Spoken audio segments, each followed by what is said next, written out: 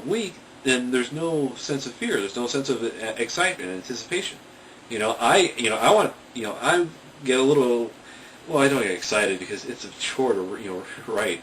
But when I read it, I start getting a little faster, in my, the battle and fight scenes. And it's because that's the way I try to envision it, is that can I capture the moment-to-moment action? The guy swings with his shield, stabs with his spear, ducks, swings back with his spear, tries to wail on the head of the guy with his the edge of his shield, misses, has to take a few steps back, stabs again with his spear, has to redraw it, and then it's it gets to be a challenge to write at times, but to me, so that's the thing. If you're going to practice an art, you have to challenge yourself at that art. It's probably a mantra that I think a lot of people practice.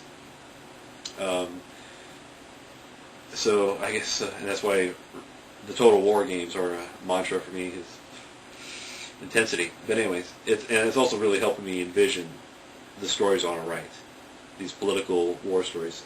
So let's see what happens. If HBO will play,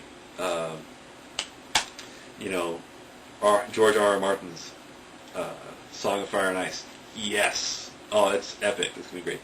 But anyways, so about story and writing, that's what I'm saying, is that I'm thinking and considering about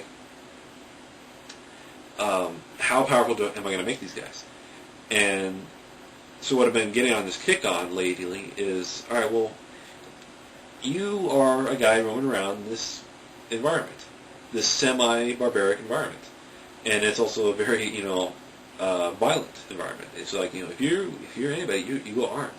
If you live in your community, you just walk and from work to the field to the home to wherever, then yeah, you don't need a sword. But when times get rough, you have a weapon handy, kind of thing. And you got guys armed at all times because they're keeping watch.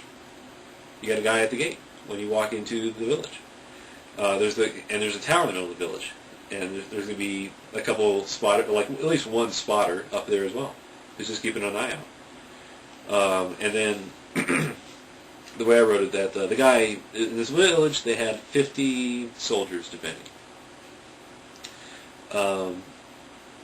So you got 5 guys on duty right there, 45 other guys, and you can imagine, maybe half of them are out of the tower, the other half are in the tower. And the guy in charge, the lord in charge, probably has it like that. And what they do in the tower is maintain the weapons and equipment and stuff like that, and practice with weapons too. They spar because that's what you need. You need guys who are constantly trained and honed to battle. Now you got guys surrounding.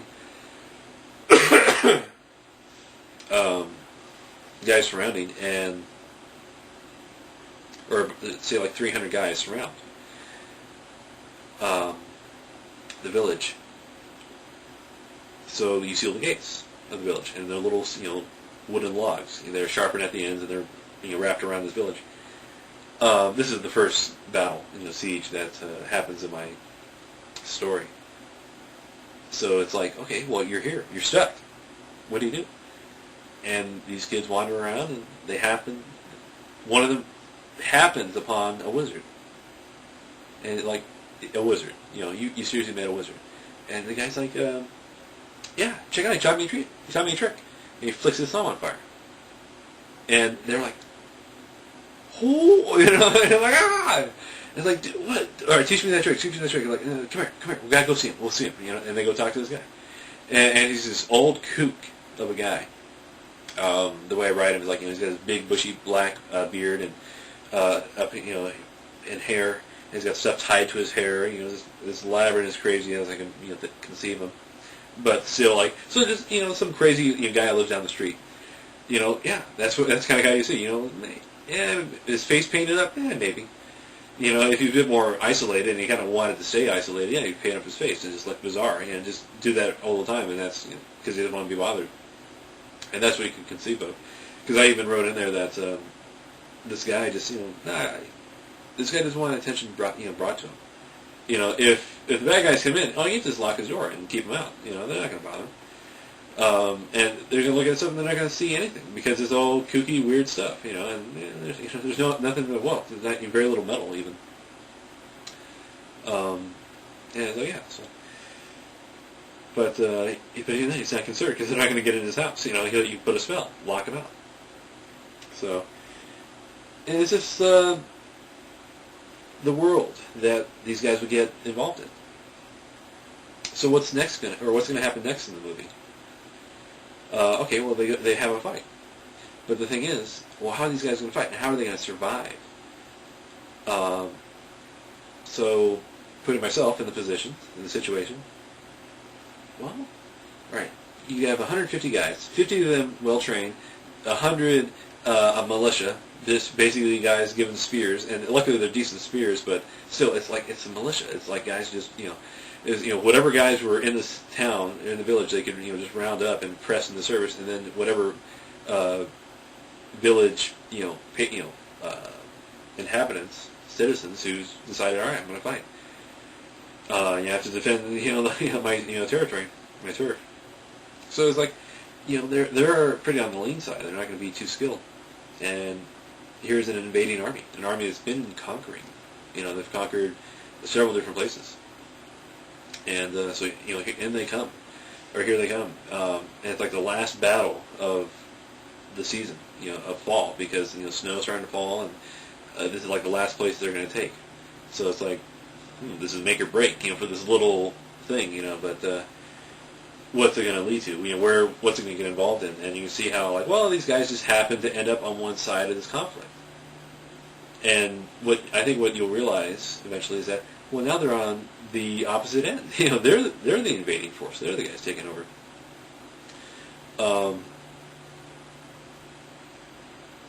And you're going to see how the characters, it's like, I think ideally what's going to happen is that when you're reading this, you're going to realize this guy is teaching me how to form a mercenary group. Because I'm kind of exploring it on my own.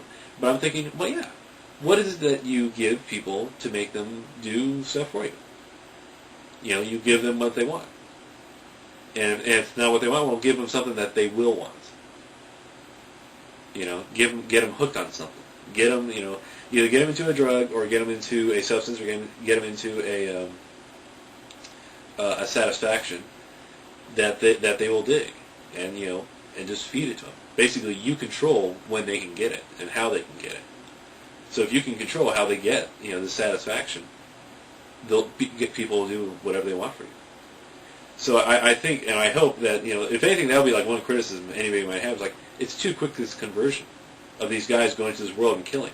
And I think what's going to have to be hinted at is that, well, what they realize is that, well, they're not just going to go and kill every weekend, and they're not going to take a raw guy straight from school who's just being introduced to this wild, amazing thing, and he's like, another world? Oh my God!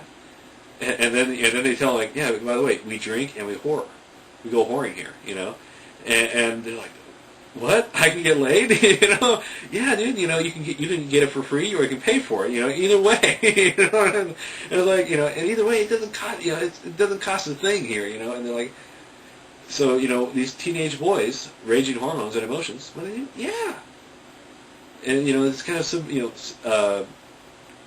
like in your face to authority kind of approach to it as well.